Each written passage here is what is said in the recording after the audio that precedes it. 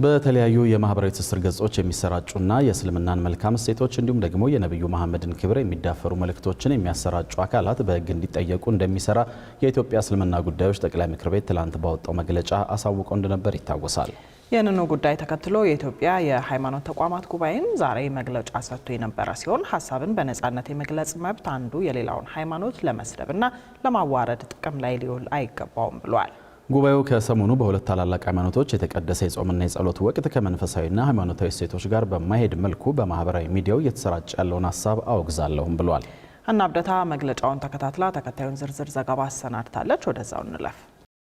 የኢትዮጵያ የሃይማኖት ተቋማት ጉባኤ ሰሞነኛ ጉዳዮችን አስመልክቶ ዛሬ መግለጫ ሲሰጥ የሃይማኖት ንጽጽር በከፍተኛ የሃይማኖት ሊቃውንት መካከል በሕግ በስርዓትና በጥብቅ ዲሲፕሊን የሚመራ ዶግማዊ ጉዳዮች ላይ የሚደረግ ውይይት መሆኑን ጠቁሟል። ከዚህ ውጪ በአማኞች መካከል ስርዓት የለሽ አንዱ ሌላውን የሚያወግዝና የሚያጠለሽ እንዲሁም ክብረነክ ከሆነ ወንጀል መሆኑን የገለጸው ከቅርብ ጊዜ ወዲህ በማህበራዊ ሚዲያዎች አንዳንድ ግለሰቦች መድረክ በመክፈት ጭምር በተለያዩ የሃይማኖት ወይም እምነት ተከታዮች መካከል መተማመንና መከባበርን የሚሸረሽሩ ይዘቶችን እንዲሁም ጥላቻን የመስበክ ልምምድ ከጊዜ ወደ ጊዜ እየተባባሰ መምጣቱን ጉባኤው ተናግሯል። ከሰሞኑ የሁለት ታላላቅ ሃይማኖቶች የተቀደሰ የጾም የጸሎትና በከፍተኛ ደረጃ የመንፈሳዊ እነጻ ላይ በሚገኙበት ጊዜ ከመንፈሳዊነትና ከሃይማኖቶቹ መሰረታዊ እሴት ጋር የሚቃረን ተግባር በማህበራዊ ሚዲያ በስፋት እየተሰራጨም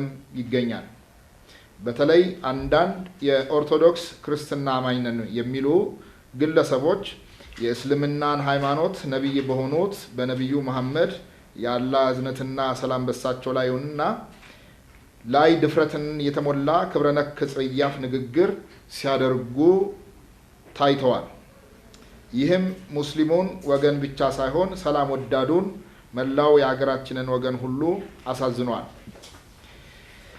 ጉባኤያችን ይህ አይነቱ ስነ ምግባራዊና ህገወጥ ተግባር የትኛውንም የሃይማኖት ተቋም የማይወክል ይልቁንም የሚወገዝ ተግባር መሆኑን ለመግለጽ እንወዳለን። ከዚሁ ጋር ተያይዞም አንዳንድ ግለሰቦች ህገወጥ ተግባሩን ተቋማዊ ለማድረግ የሚያደርጉት እንቅስቃሴ እንዳለ የጠቆሙ ተቋሙ በተቃራኒው ደግሞ ለድርጊቱ ምላሽ የሚሰጡ ግለሰቦችም እንዳሉና ግለሰቦቹም ድርጊታቸውን እንዲያጤኑና ግለሰብን ከተቋም እንዲለዩ የኢትዮጵያ ሃይማኖት ተቋማት ጉባኤ አሳስቧል። አንዳንድ የኦርቶዶክስ አማኝ ነን የሚሉ ወገኖች ወንድሞችና እህቶች የግለሰቡን ህገወጥ ተግባር ተቋማዊ ለማድረግ የሚያደርጉትን እንቅስቃሴ እንዲያጤኑትና ግለሰቡን ከተቋሙ እንዲለዩ እንመክራለን።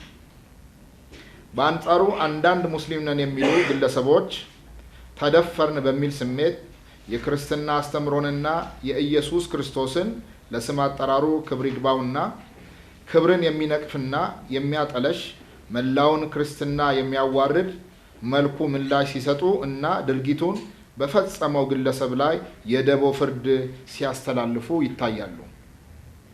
ይህም ህገወጥነት ከማስፋፋት ባለፈ ጥፋትን በሌላ ጥፋት ማረም ፈጽሞ የማይቻል መሆኑን ተገንዝበው ከድርጊታቸው መታረም የህግ የበላይነትን እንዲያስቀድሙ ጉባኤያችን በአጽንኦት ይመክራል። ሀሳብን በነጻነት የመግለጽ መብት አንዱ የሌላውን ሃይማኖት ለመስደብና ለማዋረድ ጥቅም ላይ ሊውል አይገባውም ያለው ጉባኤው የሚመለከታቸው አካላትም ጥፋቱ በዘላቂነት እንዲታረም እርምጃ እንዲወስዱ ጠይቋል። ሀሳብን በነጻነት የመግለጽ መብት አንዱ የሌላውን እምነት ለመስደብ ወይንም ለማዋረድ በፍጹም ጥቅም ላይ መዋል የለበትም። የእምነት ነጻነትና የማምለክ መብት ለሁሉም ማህበረሰቦች የተጠበቀ ሲሆን ይህ መብት የሌሎችን አማኞችን መብት በመጋፋት ስሜት በመንካት ለጠብ መነሳሻነት ሲውል በዝምታ ሊታለፍ አይገባውም። ይህንን ከባድ ጥፋት በዘላቂነት እንዲታረም የሚመለከታቸው አካላት አግባብነት ባላቸው ህጎች መሰረት ይህንንና ተመሳሳይ ተግባር በፈጸሙና በሚፈጽሙ አካላት ላይ አፋጣኝ ህጋዊ እርምጃ እንዲወስዱ እንጠይቃለን። የኢትዮጵያ ሃይማኖት ተቋማት ጉባኤ በቅርቡ የመተዳደሪያ ደንቡን ማሻሻሉን በመግለጽም በደንቡ በተቋማት መካከል አለመከባበርና አለመቻቻልን የሚሰብኩና ጥላቻን የሚቀሰቅሱ እንዲሁም ግጭትን የሚያባብሱ ንግግሮችና ተግባራትን የሚፈጽሙ ግለሰቦችና ቡድኖች በራሳቸው ተቋም ተጠያቂ የሚያደርግ ስርዓት እንዲኖር የሚደነግግ ድንጋጌ በደንብ ውስጥ እንዲካተት መደረጉን ጠቁመዋል።